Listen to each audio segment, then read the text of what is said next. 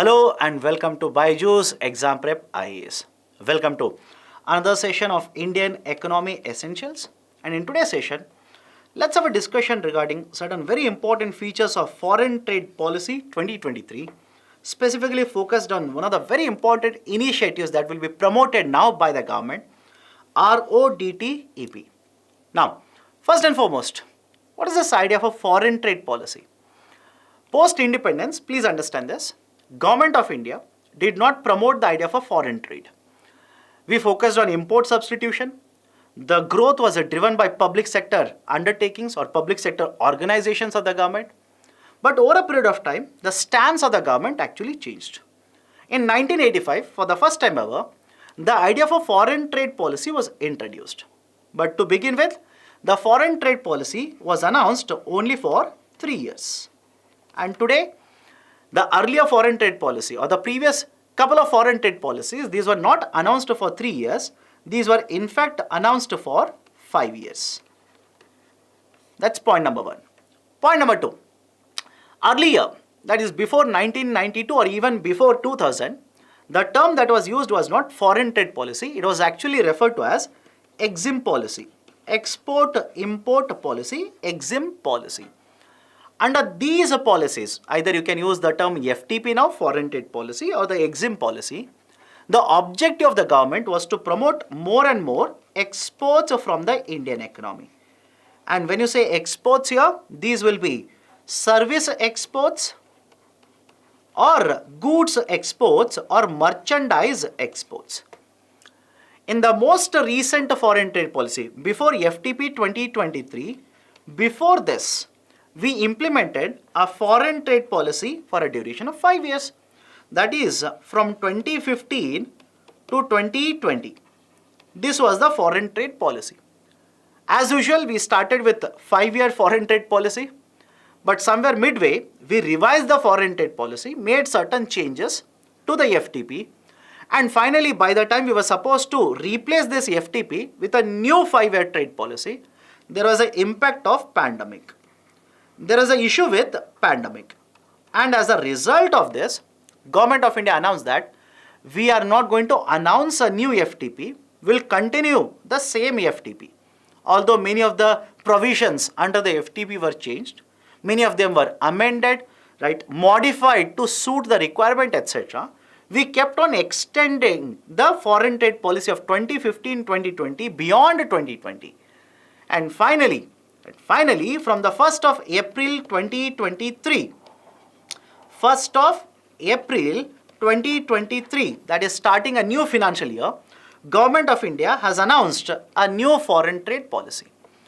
Under the new foreign trade policy, the objective is to ensure that the exports of both goods and services will reach 2 trillion by 2030. That's a first very important feature of the FTP 2023.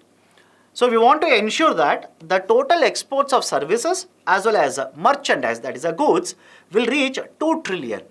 Out of 2 trillion, equally, that is 1 trillion for merchandise, 1 trillion for services, that is the target of exports from India. And second very important point, unlike earlier FTPs, unlike earlier foreign trade policies, there is no sunset provision for the current FTP. What do you mean by sunset provision here?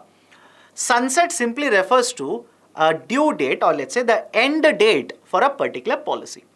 For example, earlier I told the previous foreign trade policy was announced for 5 years.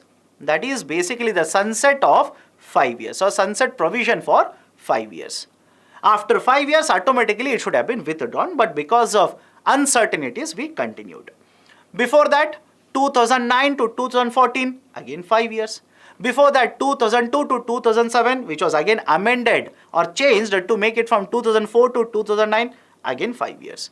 So generally, the previous FTPs were having a provision of a sunset of 5 years. But the current FTP which has been announced by the government will not have a sunset. It will basically be continued by the government. Right? So that's the reason it is simply referred to as a Foreign Trade Policy 2023. Now some of you might be thinking, what is the reason? What is the advantage of this? Why don't we have a 5-year policy unlike earlier? Reason is very simple here. whenever these were announced for 5 years, there was certain confusion in the minds of the exporters. That is, let's say I'm in the final year, that is the 5th year of the policy being implemented. Will the scheme which is covered under the policy, will it be continued? Will it be discontinued? If there is a continuation, will it be changed, amended, etc., etc.? So there is always a confusion amongst these exporters regarding the continuation of various schemes or incentive programs which are covered under the FTP. That will not be a problem in the FTP 2023 because there is no sunset here. It will continue. But then some of you will simply say, sir, if it continues, what about the changes in the environment? Over a period of time, there will be many changes that is going to take place in the economy. So what are we going to do regarding that? The government has clearly stated, over a period of time, the policy will be changed. In the sense, certain changes will be introduced in the policy based on the consultation with the stakeholders as per the requirement. So it's a very dynamic policy in the sense, over a period of time, after consultation, changes will be done and there is no uncertainty regarding the continuation of many of these incentive schemes unlike earlier situation. So these are certain very, very important features which are associated with the foreign trade policy. Now there are various key pillars that have been focused under the FTP 2023. I'll focus on one of the pillars here. That is incentives to remission. One of the key pillars under the FTP 2023 is incentives to remission. What is this idea of incentives to remission? Let's start here. Earlier foreign trade policy, FTP 2015-2020, had a scheme by the name of MEIS, Merchandise Exports from India scheme. Right, sir, was this the only scheme? Of course no, MEIS is there, SCIS, etc. These were implemented as a part of FTP 15-20. But the speciality about this scheme is that this provided export-linked subsidy. Export-linked subsidy. What do you mean by export-linked subsidy? The amount of subsidy that is given to the exporter will be connected to the value of export. For example, imagine you export $100 worth of a good, you will be provided, let's say, $5 worth of incentives. If it increases to $200, it will double to $10. If it increases to $1,000, it will basically become $50. Export-linked subsidy. And the problem with such schemes is that we are a signatory of one of the agreements under agriculture. One of the agreements under WTO, not agriculture, under WTO. And the name of the agreement is Agreement Related to Subsidies and Countervailing Measures. SCM, Agreement on Subsidies and Countervailing Measures. And under SCM, if a country has a per capita income of more than $1,000 for 3 consecutive years, they are not allowed to provide export-linked subsidies. I repeat, if a country has a per capita income of more than $1,000 for 3 consecutive years, they are not allowed to provide export-linked subsidies. And in the context of India, post 2013, India's per capita income has been above $1,000, which means from 2015 we have introduced a scheme which is violating the provisions of WTO. So many other countries, example USA, dragged India to dispute resolution body under WTO, that is dispute settlement body under WTO, filed a complaint against such schemes of government of India, and the expert panel of dispute settlement body found that India was actually violating SCM. That is the precise reason the MEIS has been withdrawn. MEIS was withdrawn by the government, and in place of it, we introduced the concept of RoDTEP. And this will be promoted henceforth by the government. Already it is there, but it will be much more highly promoted by the government now. Now what is this RoDTEP? Remission of duties and taxes on export products. Now under RoDTEP, understand the logic here. Whenever exporter will purchase a certain product, right, the taxes will be paid. Now these taxes can be paid at the local level, at the state level, at the central level. But the problem related to these taxes is that many of them are covered under GST. And if they are covered under GST, the exporter will get input tax credit. And many of them are not covered under GST, or there is no GST on these kinds of inputs. For example, petrol and diesel.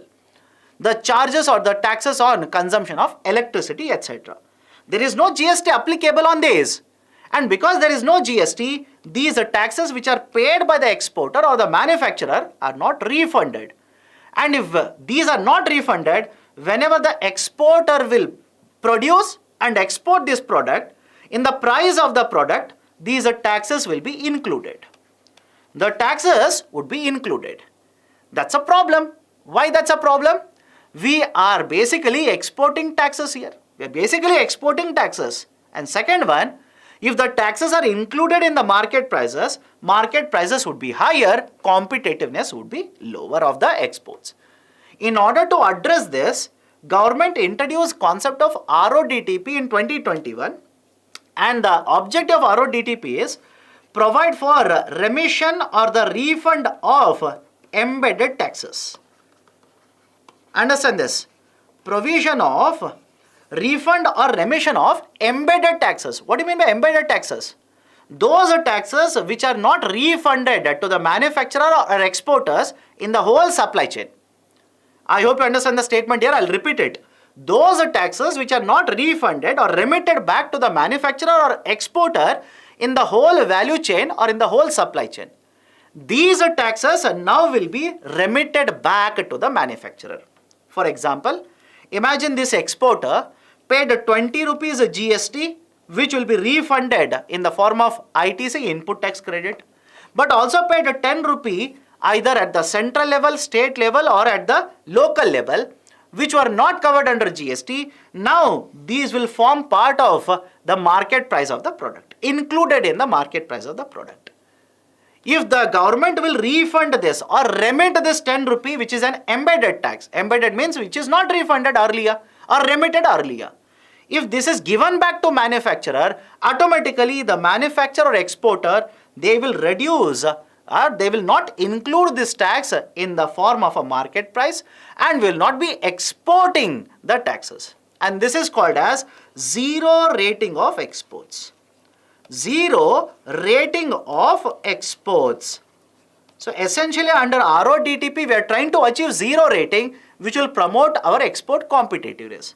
And the beauty of RoDTEP scheme, at least as of now, is that we are not violating any of the provisions, any of the agreements under WTO. It is a WTO compliant. Right, so we have a RoDTEP scheme. We also have ROSCTL. Remission of central and state taxes and levies, which covers made-ups, that is textile garments exports. So we have RoDTEP as well as ROSCTL. This will help us in promoting export competitiveness. These are WTO compliant. We are not violating any provisions about under the WTO, etc. And that is the precise reason now under FTP 2023, government says will be shifting from the incentives to remission structure, wherein will promote exports, no doubt, will promote exports, but not giving incentives, but by remitting embedded taxes. Right, so this is one of the very important key pillars, and that's the reason in the coming days, government will be focused, government will be promoting implementation of RoDTEP as well as ROSCTL, which are already under the force, which are already being administered. So these are the very important points regarding this. Based on this, I've given a question here. Consider the following statements regarding foreign trade policy. The first foreign trade policy was announced in 1951. Statement 1 is wrong. In fact, 1951, the Industrial Development Regulation Act was announced, and apart from that, first 5-year plan was announced. The FTP 2023 has a sunset clause of 5 years. Does it have a sunset provision? Absolutely no. Right, this is also wrong. So the right option for the question will be option D, neither 1 nor 2. So these are some of the very important points regarding one of the key pillars of FTP 2023. If you like this initiative, please hit the like button. Provide your valuable comments in the section below. And if you yet to subscribe to BYJU'S Exam Prep IAS, kindly do it now. Thank you. Have a great day.